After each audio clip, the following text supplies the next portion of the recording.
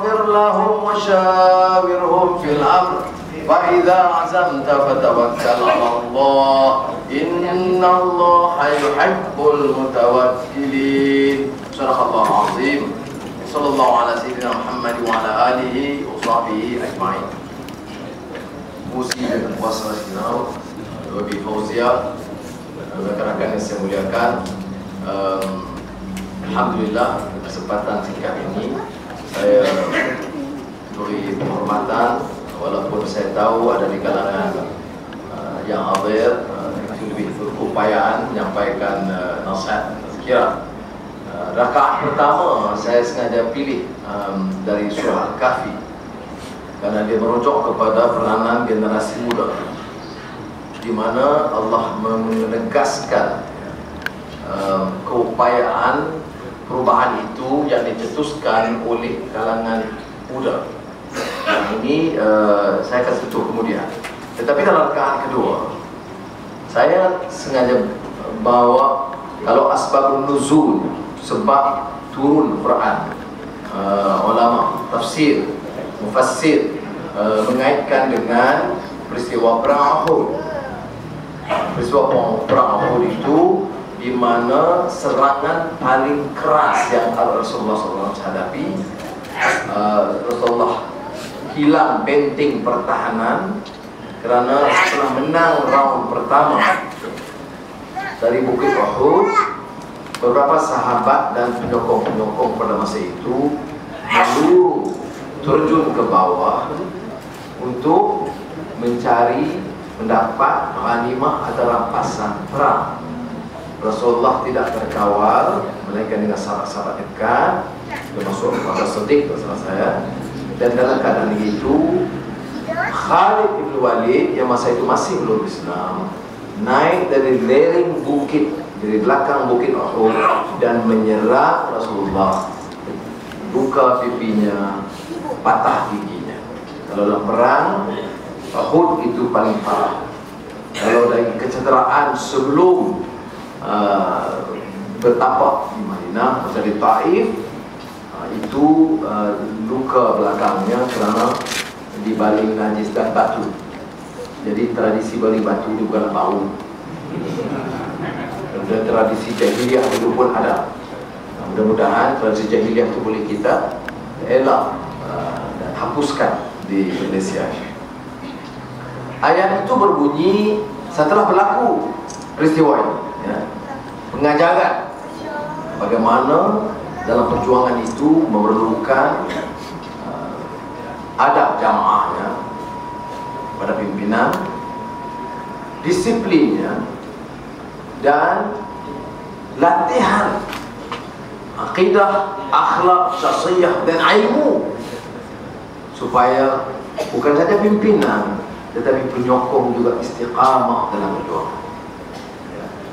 Fabima rahmatin minallahi lintalahu.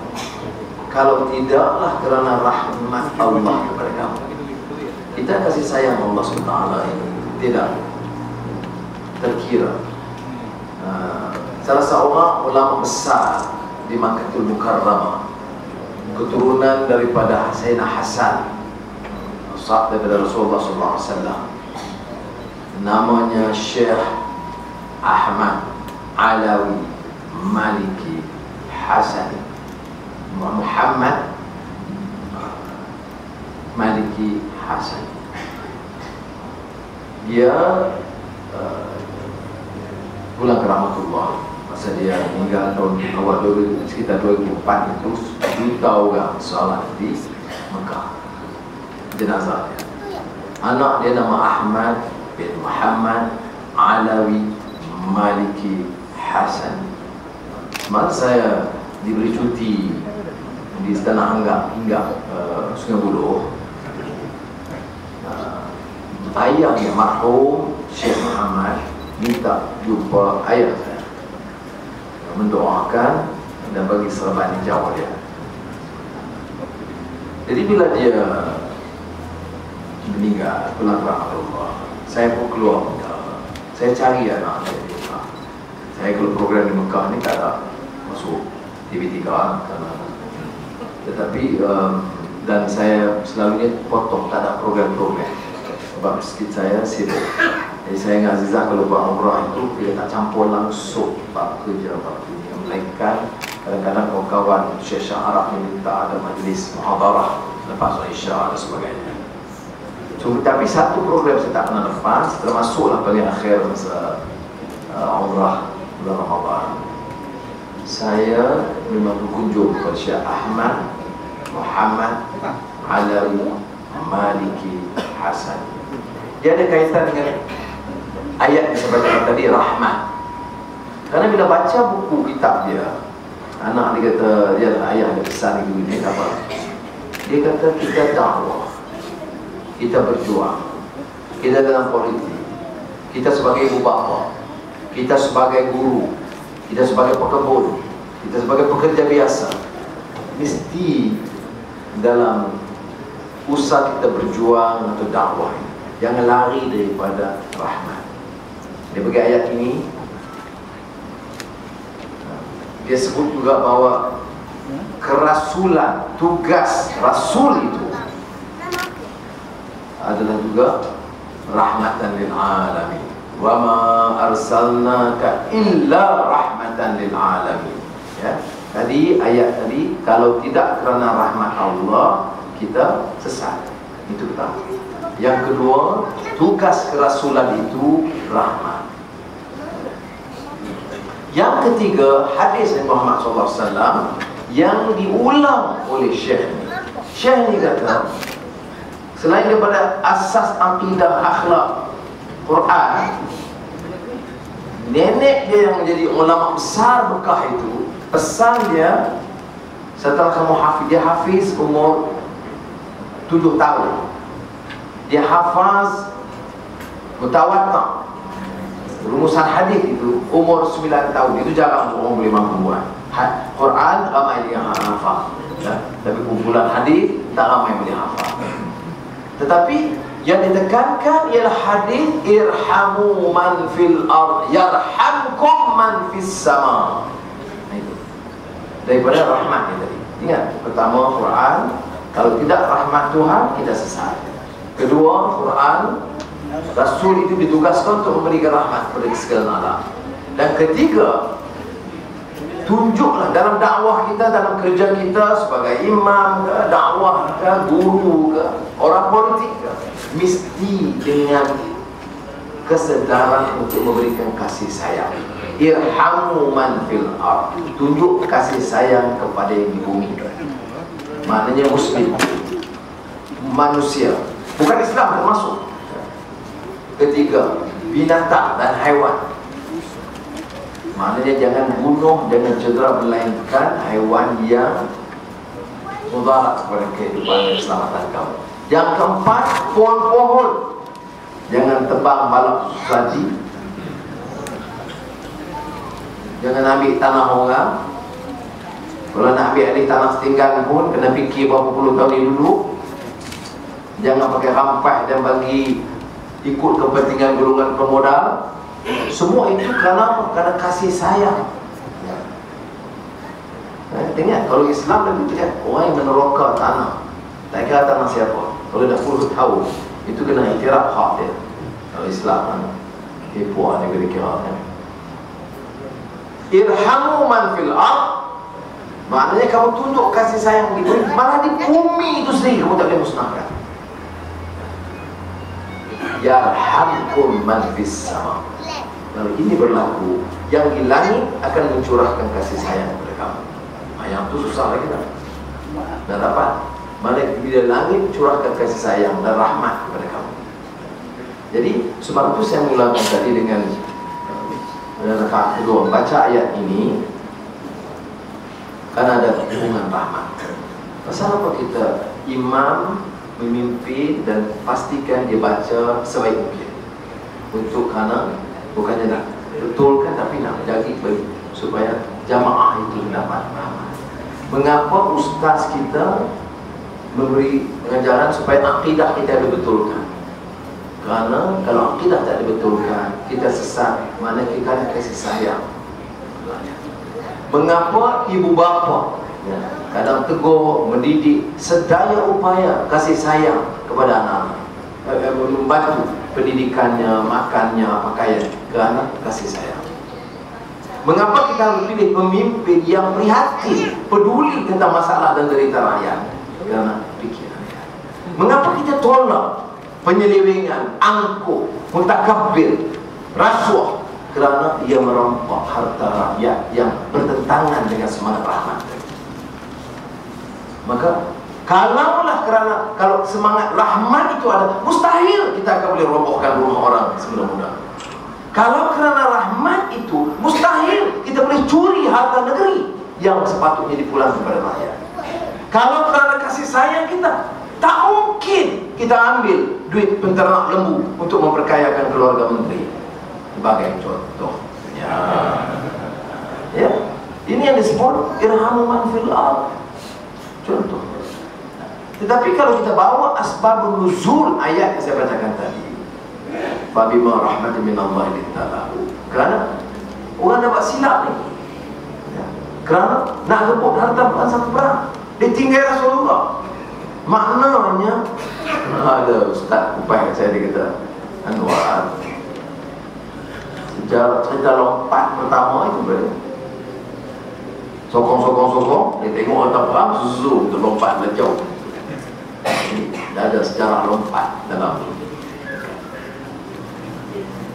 Dia kadang-kadang kita baca yang bagus, setengah guru yang ada kewibawaan. Kita baca Quran, kita baca tafsir dan makna, tak semestinya tahap kefahaman kita sama. Umpamanya ada buku baru yang kita luncurkan, Thawrah Syiah, sejak di malam kita saya kupas. Ini daripada Syekh Khardawi, bau kebangkitan rakyat, yang diterjemahkan oleh rakan-rakan Al-Habib. Buku ini, bab pertama dia, bab tunjuk perasaan, demonstrasi. Syekh Khardawi bertahan. Tapi yang saya tertarik dengan Khardawi ini, bila dia bertahan, dia sebut tu, kita tahu lah. Kita tahu tak, peringkat awal 3 tahun pertama Rasulullah menyebarkan dakwah secara sirri, rahsia. Di rumah siapa? Rumah Arqam, dia Nabi Arqam, semua kita tahu. Itu yang disebut Bani Arqam. Dia ada istimewa dalam sejarah Rasulullah SAW kerana peringkat awal rumah dia. 3 tahun Umar Al-Khattab radhiyallahu anhu masuk Islam, jadi terus Umar ni orangnya tegas, golongan bangsawan, ada kekayaan, dia orang yang memang sosok yang keras. Dia kata, ya Rasulullah, bukankah mesej kita benar? Mengapa nak rahsia apa lagi? Rasulullah bagi daluan.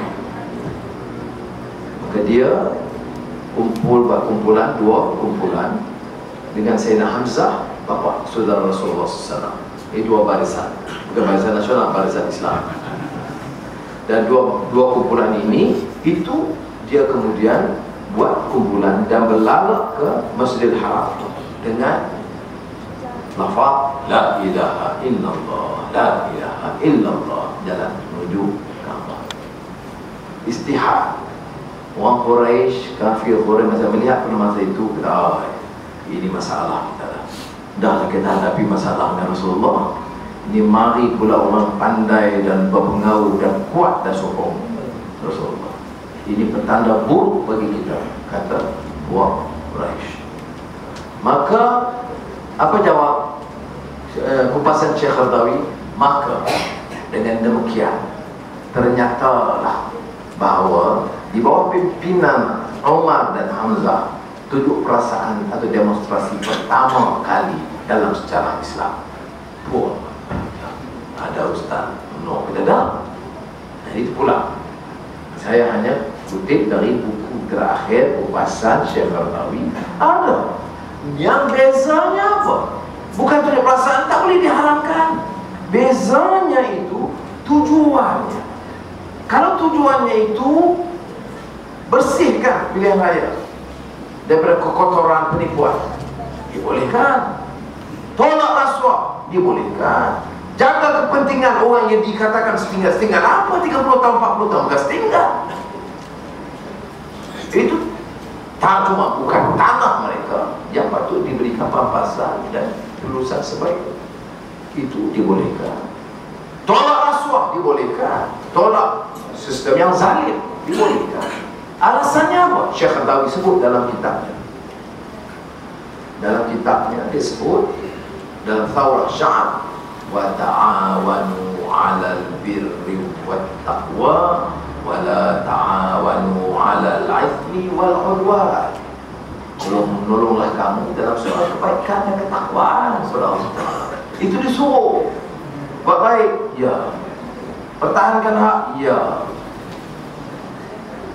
Tolak rasuah, ya. Yang tak boleh apa? Wala ta'awanu 'alal 'ithmi wal 'udwan. Keburukan dan perseteruan. Yang tak boleh apa? Pakat, curi balak, tak boleh. Pakat, fitnah orang, tak boleh. Pakat buat tuduhan palsu, tak boleh. Pakat curi lembu, lagi tak boleh. Tapi kita bertentangan, seolah-olah pakatan yang waktu urusan bertentangan dibolehkan.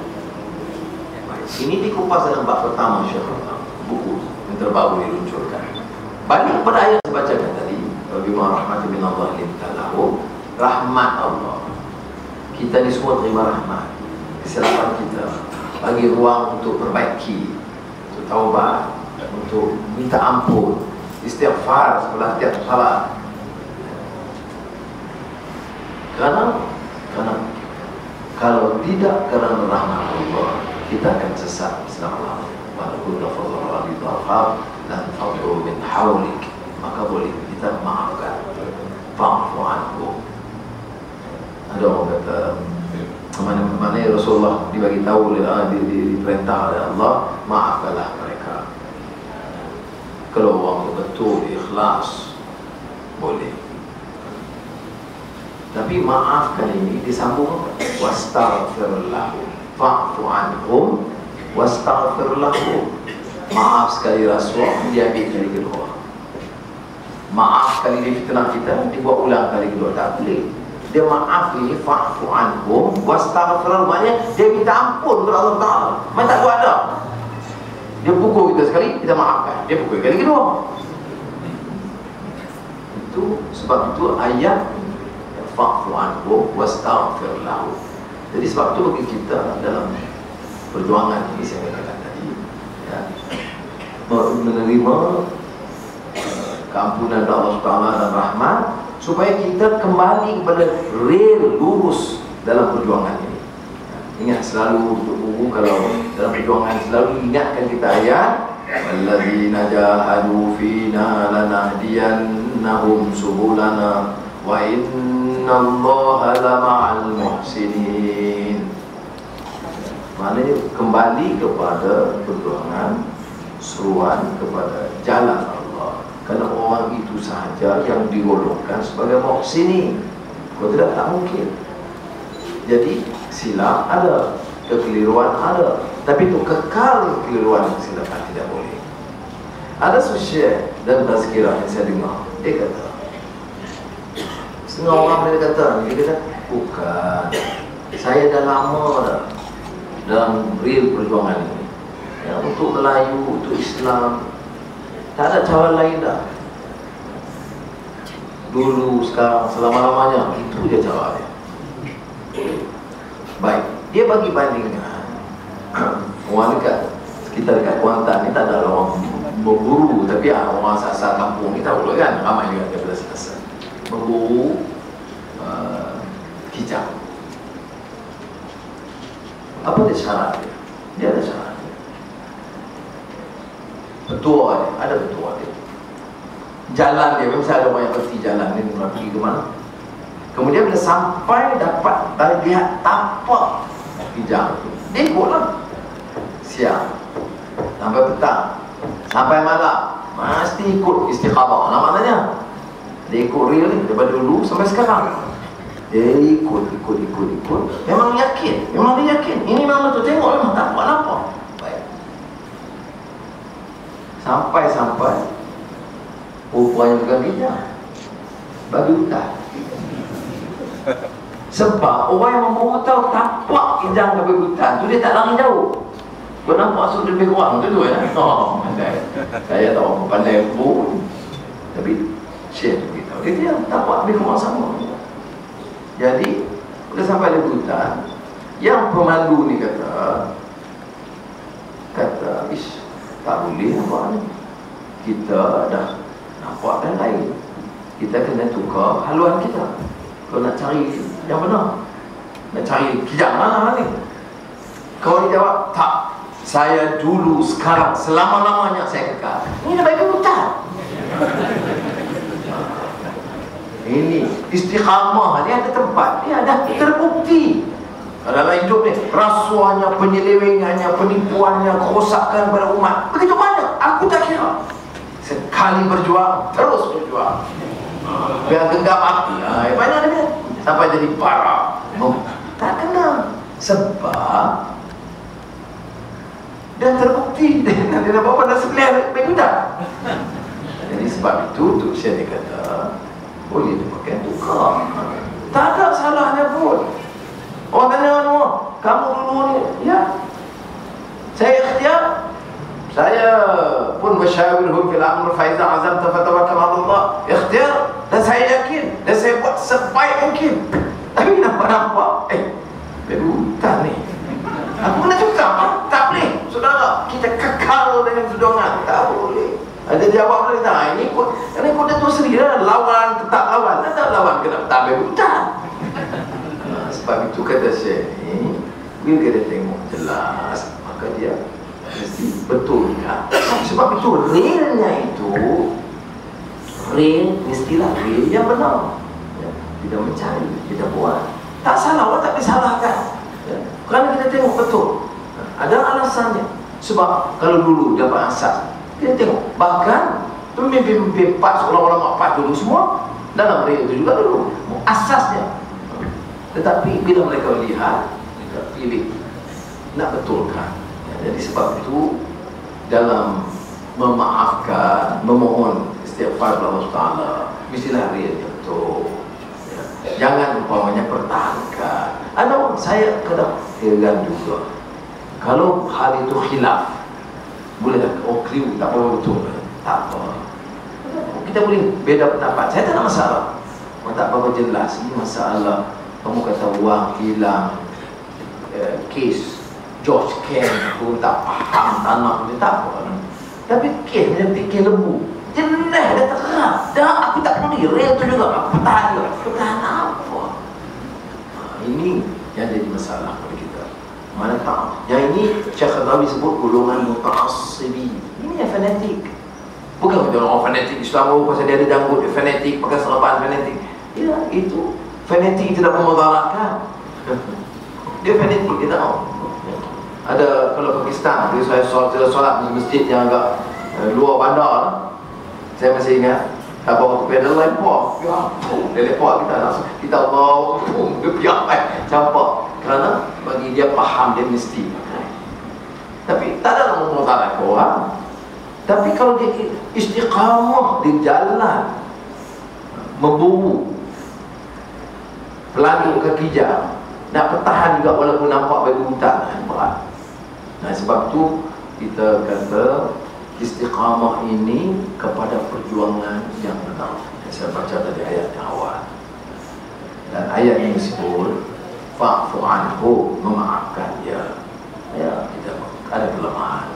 Tapi wastaghfir lahu, kita mesti mohon ampun kepada Allah Subhanahu. Kemudian dalam jamaah kita wasyawirhum fil amr, mesti berundi di kalangan kita. Jangan anggap kita kalau jadi ketua dapat mandat kita tahu semua, kita buat semua. Dan rakyat ini seolah-olah boleh diarah, bodoh, tak ada pengertian. Yang kita sebut istilah sekarang, kita kata demokrasi. Demokrasi betul bukan istilah Islam. Istilah Islam ini digunakan oleh Khardawi, dia kata hurriyah, kebebasan. Tak apa istilah. Tak menggunakan istilah demokrasi, tak menggunakan kebebasan. Bagi orang bebas nak suara. Tak betul orang boleh suara.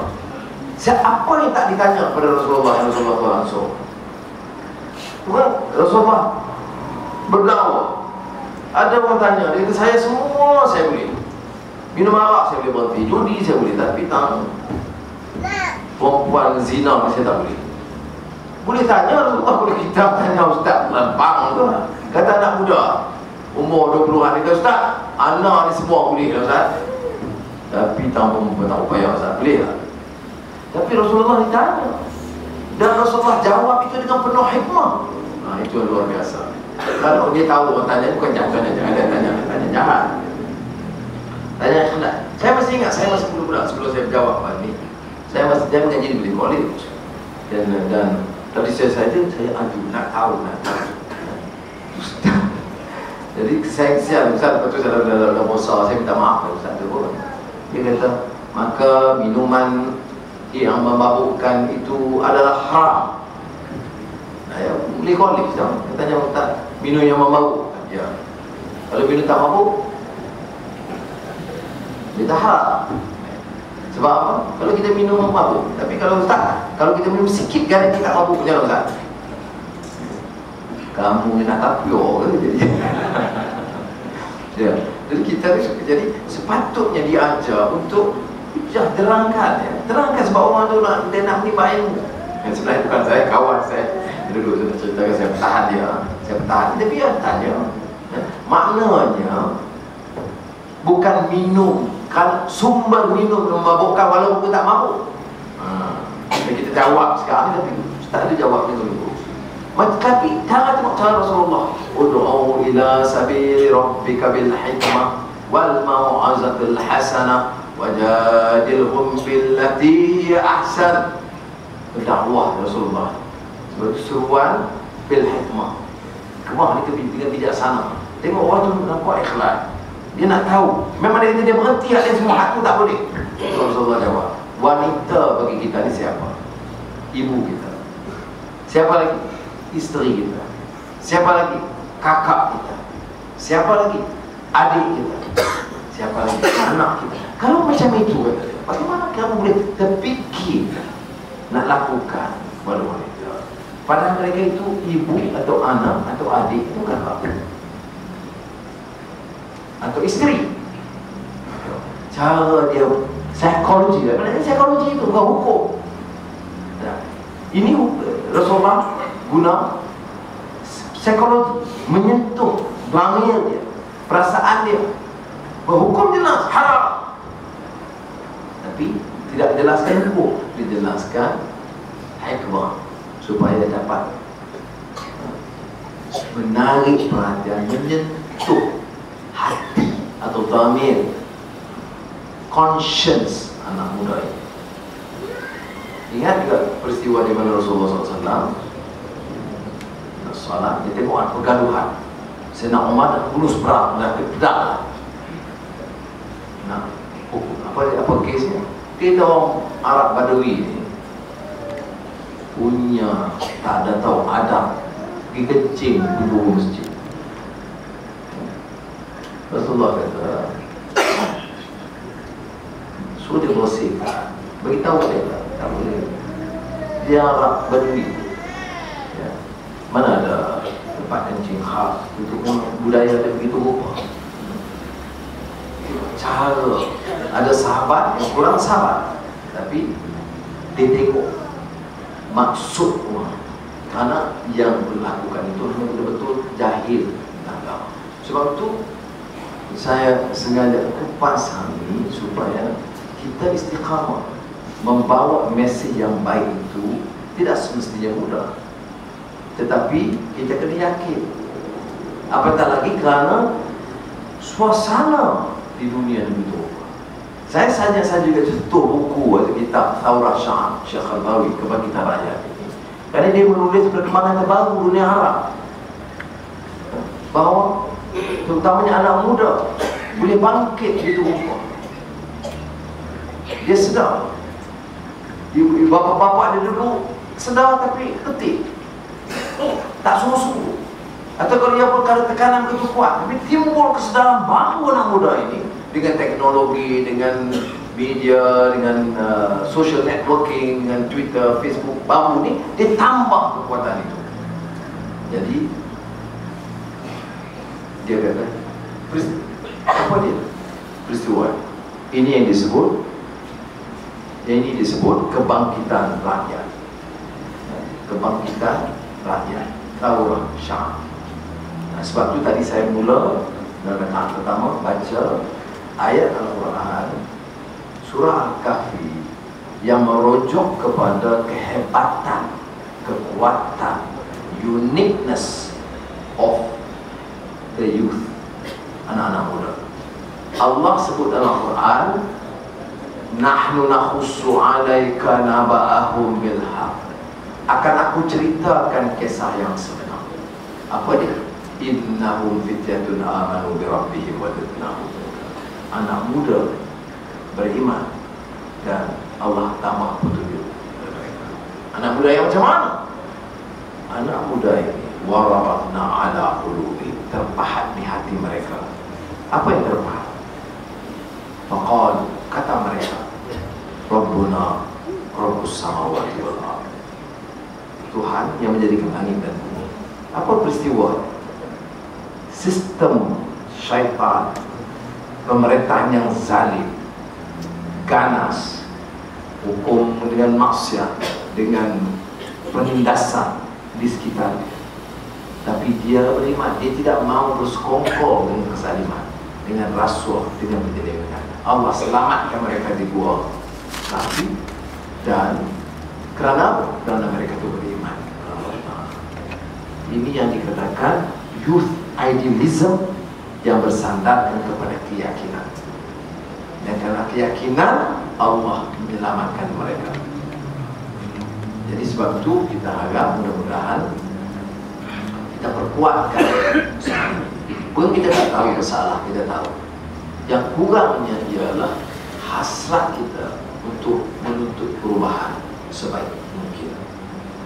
Dan ayat ini yang kita tadi itu merujuk dalam surah Kahfi. Kalau anak muda ni, saya minta kalau ada ruang masa besok balik teliti balik Al-Quran, tengok surah Kahfi. Kalau ada terjemahan, baca terjemahan. Kalau ada tafsir, baca tafsir. Lepas itu rujuk kepada ustaz atau guru mana-mana dan minta dia buat kupasan.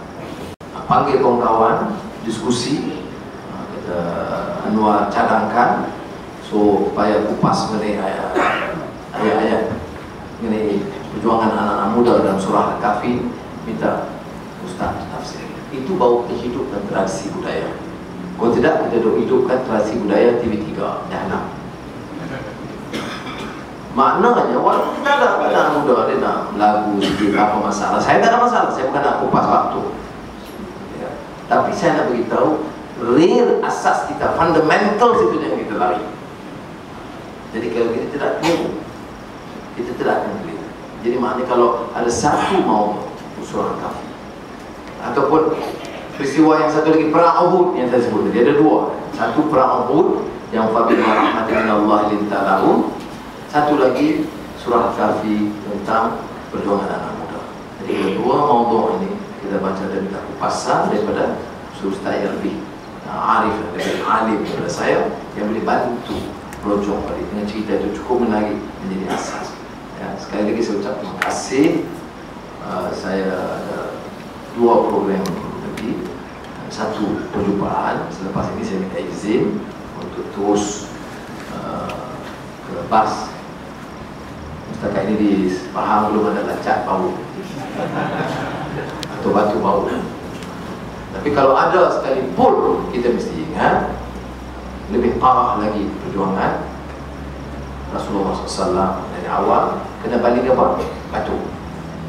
Jadi jangan balik batu, melainkan terhadap orang yang zalim. Macam intifada, Israel tembak kita senjata, dilawan hanya dengan batu, intifada. Tapi kita nak apa? Tak kata orang. Saya kesian ke budak-budak, kena bayar RM20. Orang curi 200 juta. Tak bodoh tuan-tuan. Kita nak buat apa? Kita nak selamat mereka. Niat saya apa? Saya tak marah saya. Datuk Yusof yang dakwa saya pun dah join saya, lawyer saya. Musa Hassan pun dah baik sikit dah sekarang. Ni puak ni apa dia ni? Dia tahu lebih daripada Ustazah. Dia tahu lebih daripada Datuk Yusuf yang nak saya 14 tahun. Dia tak tahu apa. Yang dia tahu 20 orang dia. Jadi kita kena ada kesabarannya dan anak muda kalau boleh address them dan win them over. Itu je cara. Wassalamualaikum warahmatullahi wabarakatuh. Takbir. Allah.